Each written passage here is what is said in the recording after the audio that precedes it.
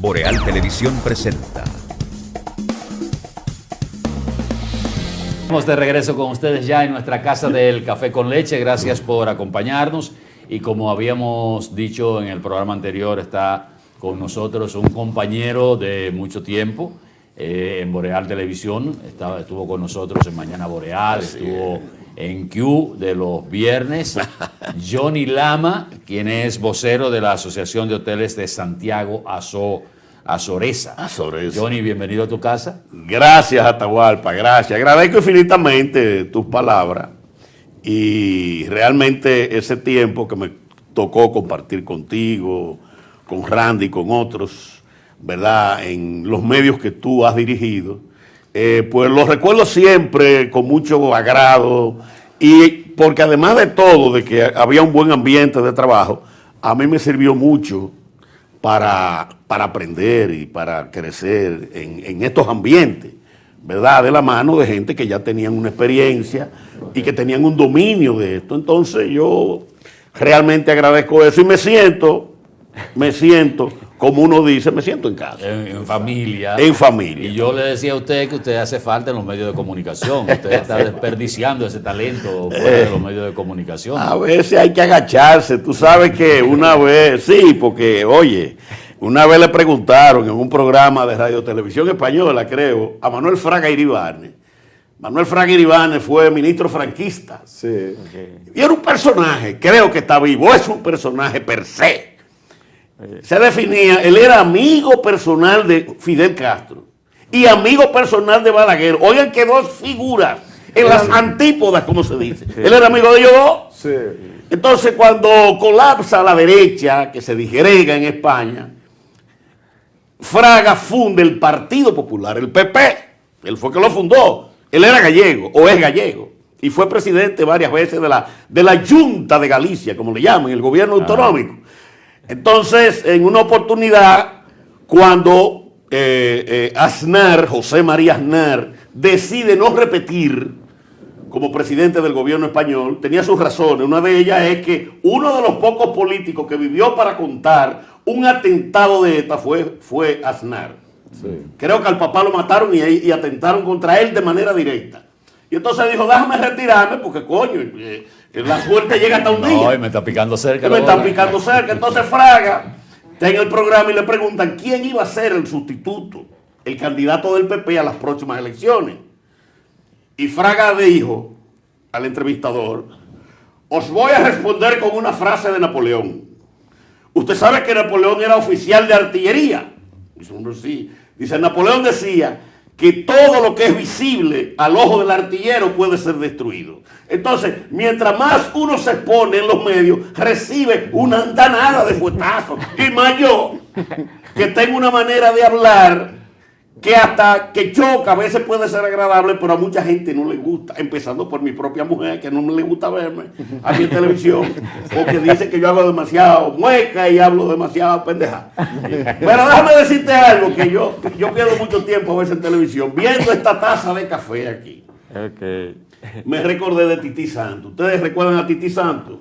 Claro, un personaje de Jarabacoa, un terrateniente, Tití, de esa gente que Balaguer tenía para que le recogieran los votos y le arriara a la gente.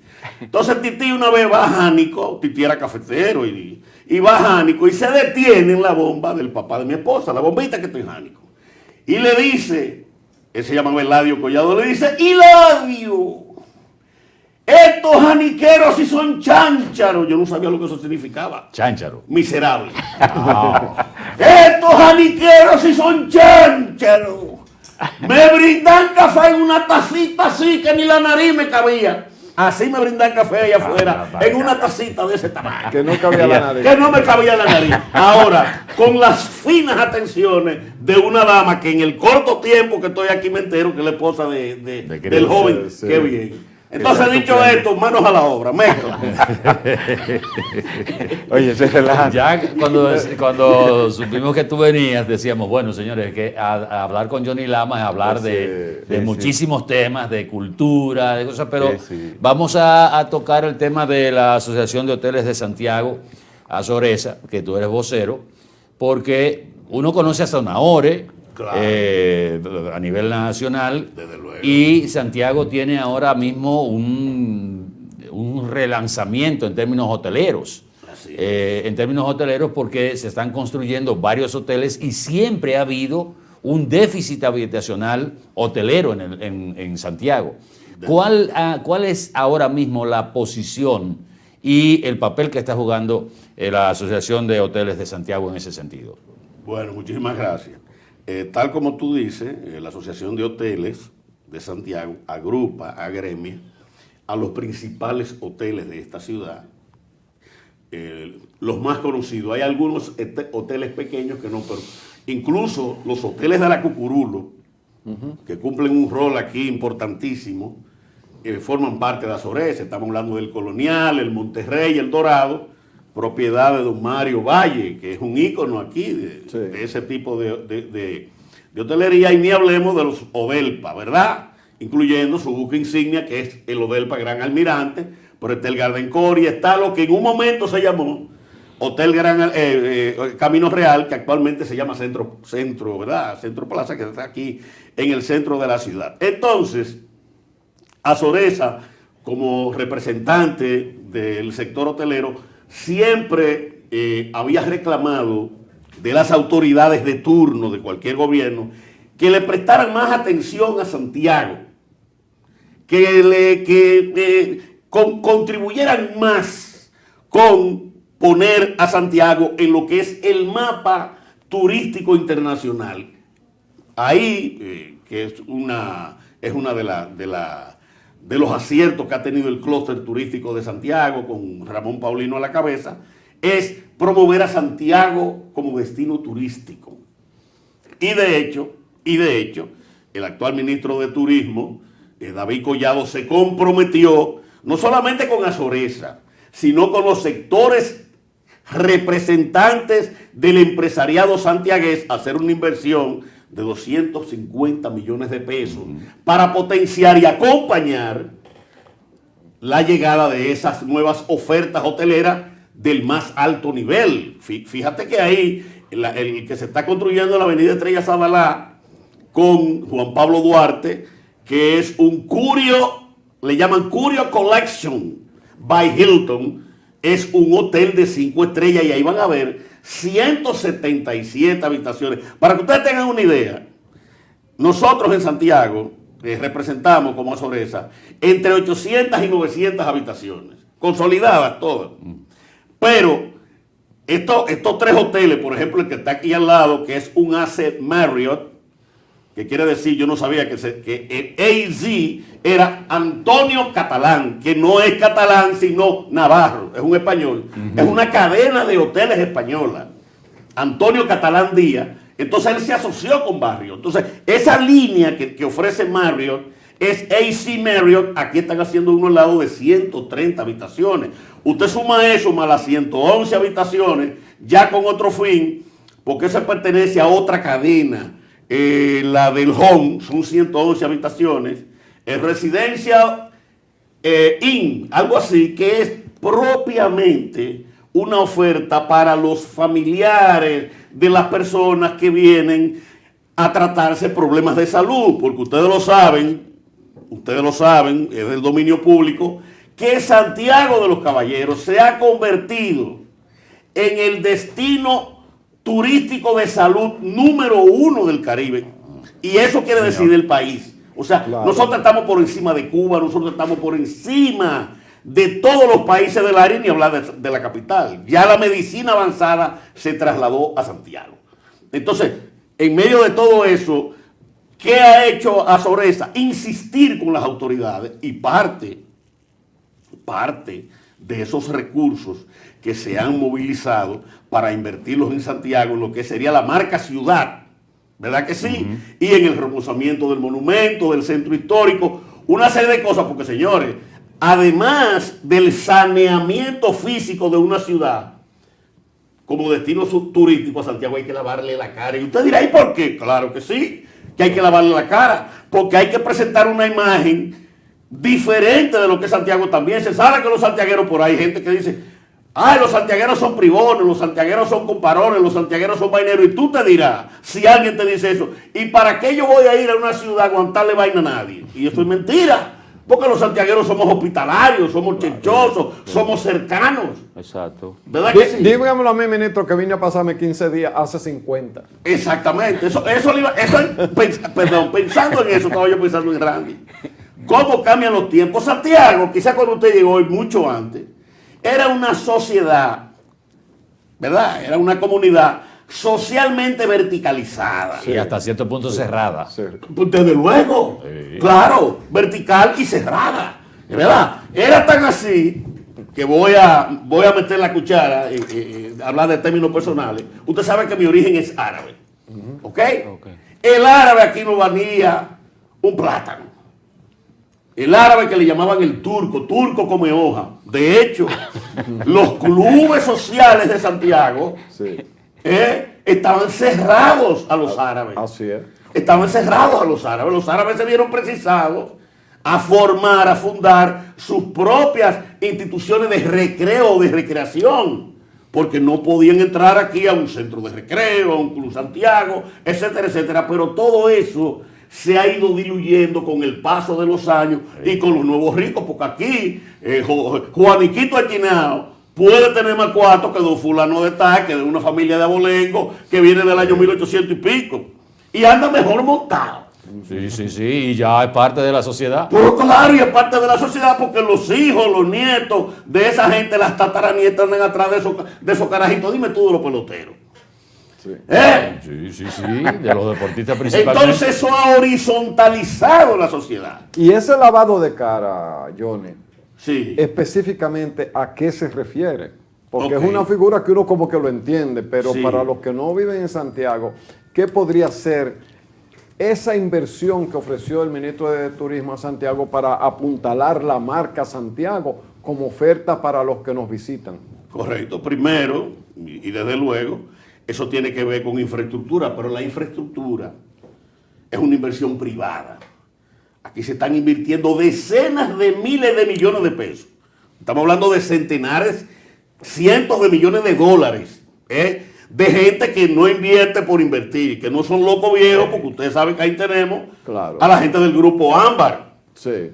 Que empezaron aquí los Barletta en el país a principios del siglo XX, por razones, problemas con Trujillo, se fueron a Cuba, y en Cuba se convirtió Amadeo Barletta en el principal concesionario. De hecho, tengo entendido que el primer concesionario de la marca Chevrolet fuera de territorio norteamericano fue Amadeo Barletta. Sí. Y después volvió al país, cuando llegó Fidel Castro, y como dice Carlos Puebla, llegó el comandante y mandó a parar. Los Barletta salieron huyendo para acá, y mire quiénes son los Barletta. Y hoy, ¿cómo nosotros nos beneficiamos de esa gente? De los Barletta. Entonces, esa es la parte de la infraestructura de las inversiones. Ahora, ¿qué viene? El Ministerio de Turismo debe desarrollar una campaña hacia afuera y hacia adentro. Pero además, eso también tiene que ver con una serie de atractivos que tiene la ciudad que deben de ser remozados. El monumento. Se insiste en el remozamiento, en el relanzamiento de nuestro histórico monumento a los héroes de la restauración. Bueno, hay un presupuesto de 60 millones de pesos para el monumento. Bueno, Dijo el ministro de Turismo. Sí, exacto. Englobaron 250 millones de pesos.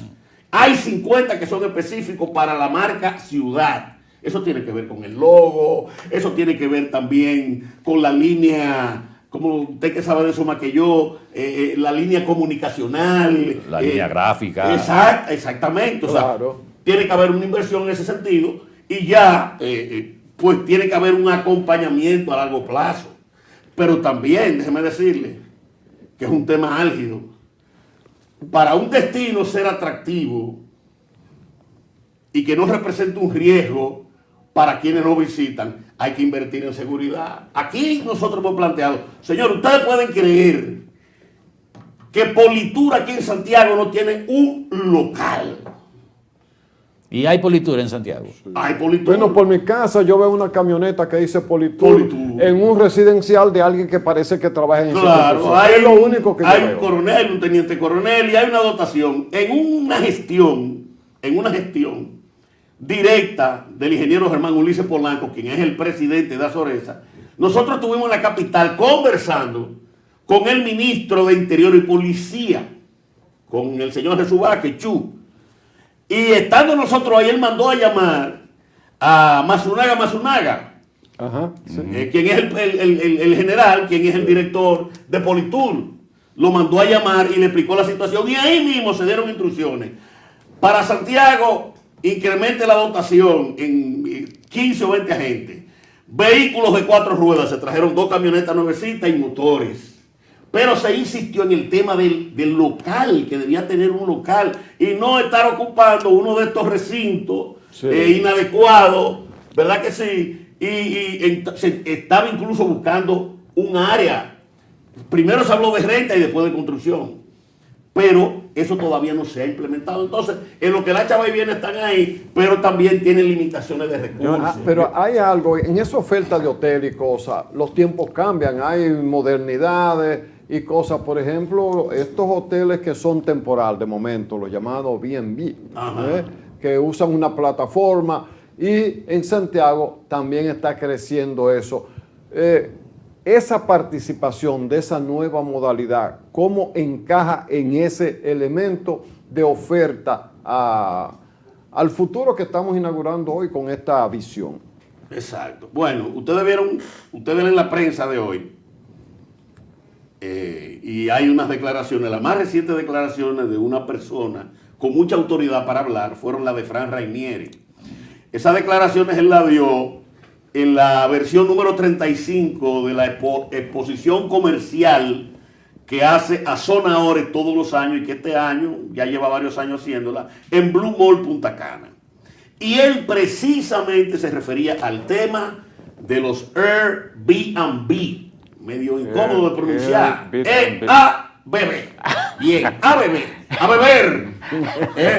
Entonces, ¿qué es lo que sucede? Se ha dicho, y es cierto, que esta modalidad de alojamiento corto, breve, temporal, vino para quedarse, no solamente aquí, señores, en el mundo entero. Eso a nivel mundial, eso. Yo vi ahora, a raíz de las elecciones de España, que uno de los directores de Airbnb a nivel internacional le pidió a las autoridades que emerjan, porque todavía no se ha formado gobierno en España, todavía Sánchez Castejón, Pedro Sánchez Castejón, el actual presidente del gobierno, es un presidente de transición, se puede decir. Pero él reclama que se sienten a hablar. ¿Por qué? Porque una de las pocas, bueno, no una de las pocas, no. Madrid, que es uno de los principales destinos turísticos del mundo, no tiene una regulación sobre Airbnb. No hay regulación. Y se ha desatado un avispero con el tema de Airbnb, porque Nueva York, ustedes lo vieron, comenzó a implementar una ley regulatoria que obliga, número 1, a que todo el que oferta el servicio de alojamiento por corta duración, Airbnb, primero tiene que registrarse. Porque la gente se registra en la plataforma y más nada. Entonces esa plataforma te manda una gente, ellos te pagan, se quedan con un %, pero el gobierno, las autoridades de ahí, no saben de nada. Está bien, el negocio se hace virtual, pero el destino es físico, en un lugar geográfico que en este caso se llama Santiago de los Caballeros y en aquel caso se llama Nueva York. Pero esa falta de regulación afecta el negocio de los demás hoteles, afecta el fisco dominicano, no se beneficia de eso. Claro que lo afecta. ¿Por qué? Porque tal como lo dice Fran Rainieri, se ha reiterado en diferentes repetidas declaraciones, es una competencia desleal. Claro. Es una competencia desleal, porque lo del mercado informal y los negocios informales, señores, eso es parte del diario vivir. Eso lo vemos en todas las áreas y en todos los países. Ahora mismo yo vi que aparecieron en unos aviones unos componentes, óigame bien, de aviones, unos componentes que cuando fueron a verificar si habían pasado por el suplidor, dice el suplidor, yo no conozco eso. Eso no salió de aquí.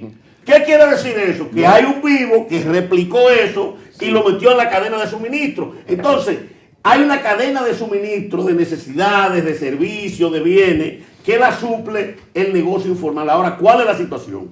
Un hotel es una empresa que se forma, que tiene que pagar impuestos, que tiene que pagar empleados. En el caso de los hoteles tienen que pagar incluso, si tienen una pantalla de televisión y hasta por la música, tienen que pagarle a Sodimpro, tú lo sabes, claro. a Sodaya y a como 4 más que han aparecido. Hay que pagar. Dame un segundo. Perdón, escúchame.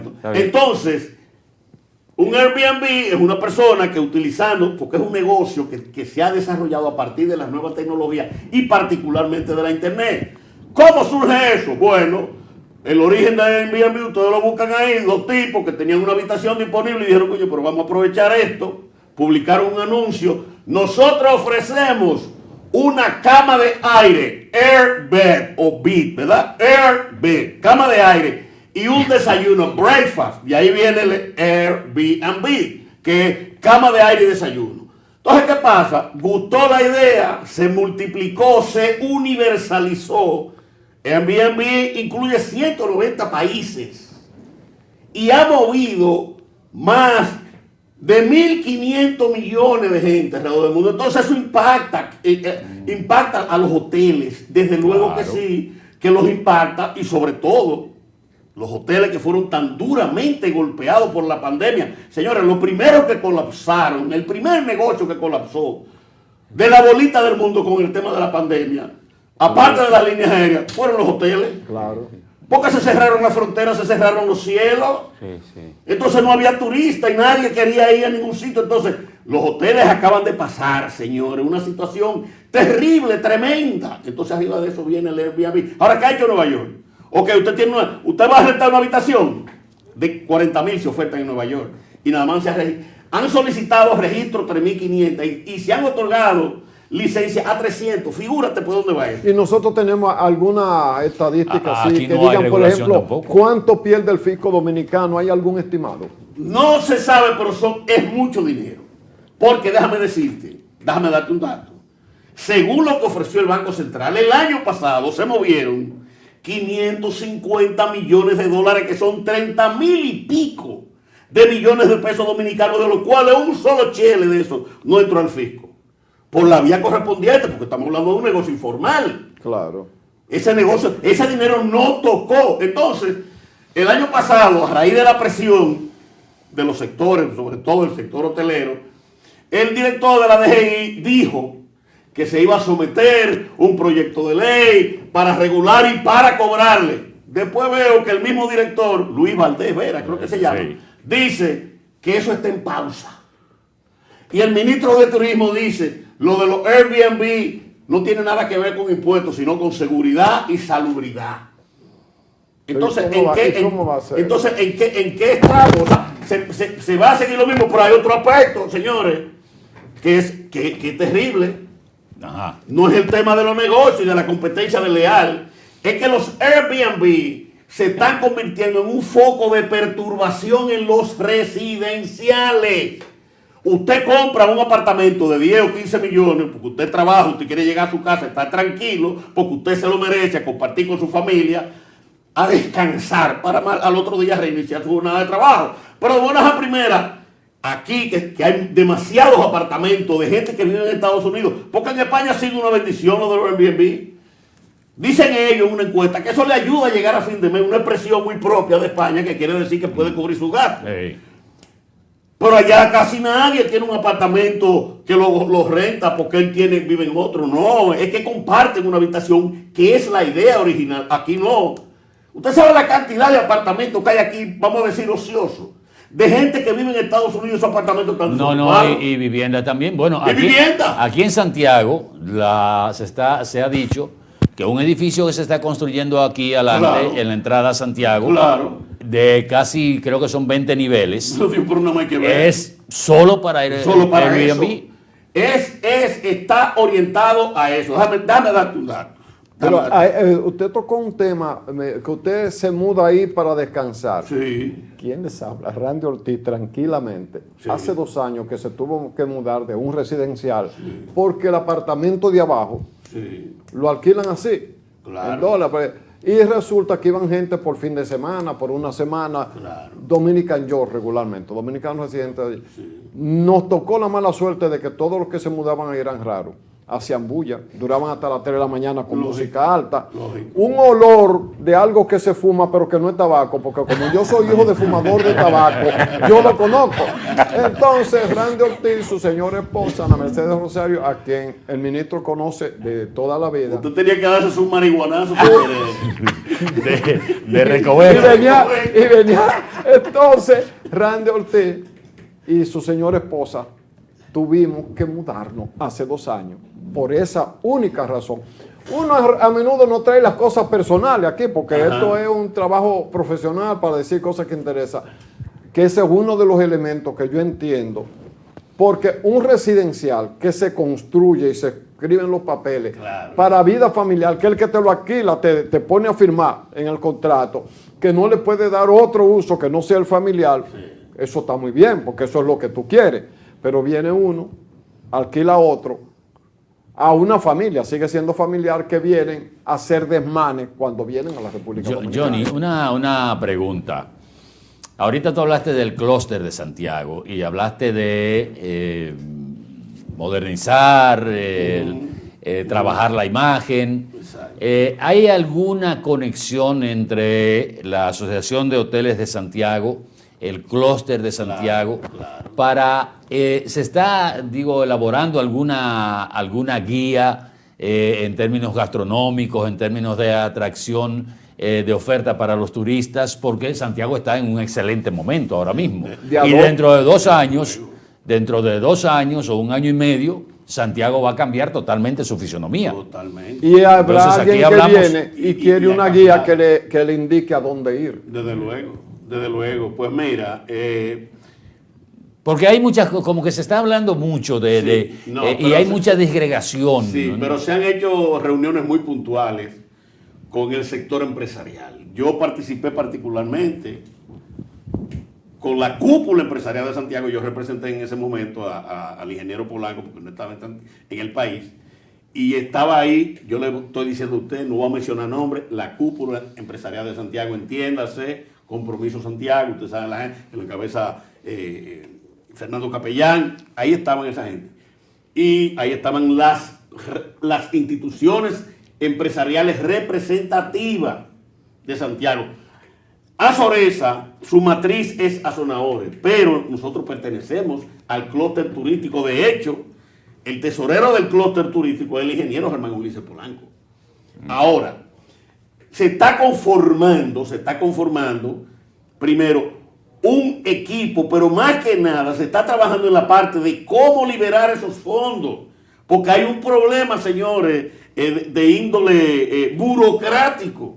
No es tan fácil que el gobierno diga, es más fácil que el gobierno haya dicho, miren, en un saco, acá hay 250 millones, gástenlo. No, eso tiene que pasar por un proceso. Sí. Y eso es larguísimo, tedioso, y todavía se está en eso.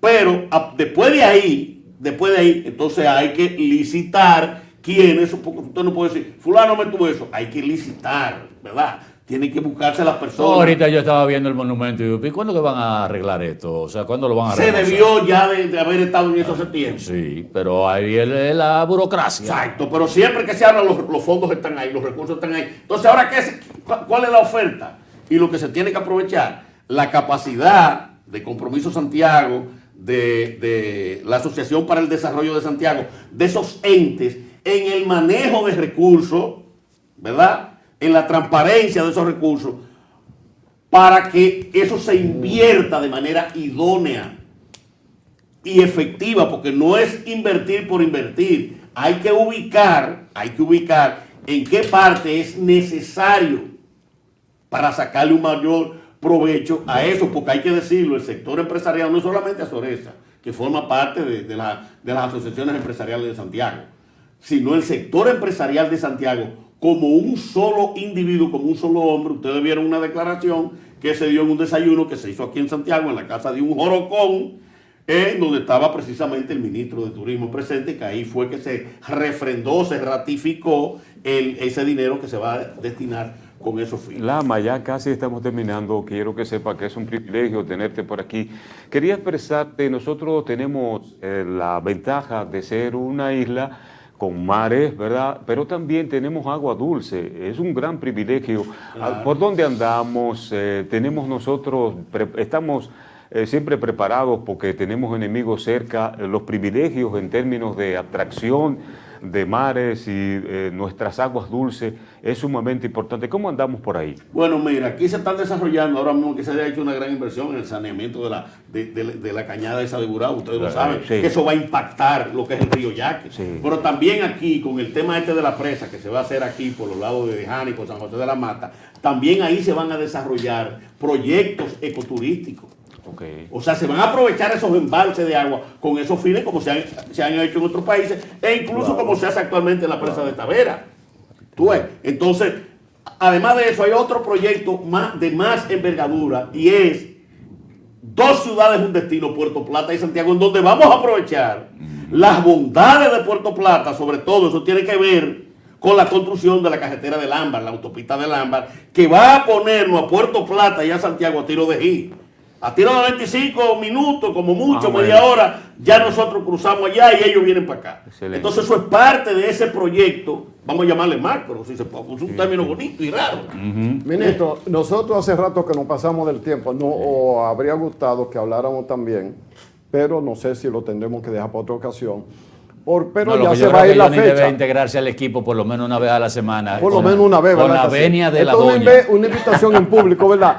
Porque ayer fue el día de Juan Antonio Antes Ali, de hubo ayer. una actividad décima. Johnny es José uno de los Bravo. principales decimeros de la República Dominicana. Estuvimos con Esto es un Uche ahí. elemento cultural Sí, sí. que también es de Santiago. Tuvimos ahí sí, el 190 y- aniversario de Juan Antonio Ali, una figura. Tuvo que Uchi Lora, ¿verdad? que Uchi, sí? desde luego, ofreció una conferencia y yo invité y se aparecieron hasta José Jaque, el de Haití vino. De la Que capital. también es de Claro, vino y los ganadores de los últimos 3 concursos que ha hecho la Biblioteca Nacional Pedro Enrique Jureña, de décimas Espinel estuvieron ahí, los 3 también participaron y fue un evento Y magnífico. tú, por razones de que no puedes ser juez y parte, pues me imagino que tú no participaste. No, yo lo excedí y no dije nada. O sea, yo hice una anécdota breve. Ya al final, cuando todos ellos hablaron, porque Uchi habló de cómo fue su encuentro con la décima, de un libro que estaba en su casa, que su papá es don Armando Lora. Entonces, después déjame decirte, Uchi, cómo fue mi encuentro con la décima. Porque son 2. Pero hay uno y es que yo yendo a la panadería Cibao, que vendían la galleta turca, la galleta turca, y eso era un gueto que lo hicieron los árabes, y entonces la panadería Cibao, que no hacía galleta turca, ve tantos árabes, hicieron la galleta turca durante un tiempo.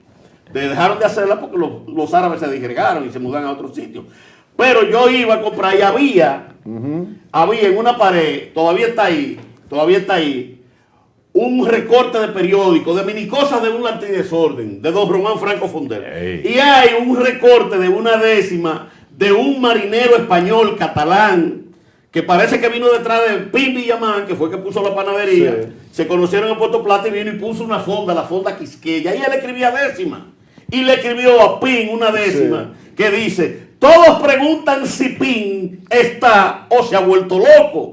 Y si yo no me equivoco, puedo asegurar que sí. Porque antes de ayer lo vi poniendo un cable a San Juan, pidiéndole a R. Fabián que por el vapor Marina mande 1000 sacos de harina para hacer que pan tan pan. Está bien, Johnny. Gracias por Johnny. estar con nosotros. Miren, hay una buena noticia para el cierre del programa. Que yo me voy. No. Hay otro mejor. Pues, Te vamos a conquistar por lo menos una vez a la semana. Miren, mañana a las 10 de la mañana se va a dar el primer palazo para iniciar la construcción de la avenida de circunvalación de Navarrete. Qué bien. Mañana sábado. Mañana sábado. Hay un acto por supuesto, con la presencia del presidente. Quiere decir que la cosa va en serio. Una de las obras más importantes, porque nos va a votar a Navarrete. Yo espero que le hayan pedido permiso al Falpo, ¿verdad? Sí. Gracias a Johnny Lama, que ha estado con nosotros. Señores, gracias a ustedes por la atención. Feliz resto del día, buen fin de semana y nos vemos el lunes. Buen día. Ya nos vemos. Boreal Televisión presentó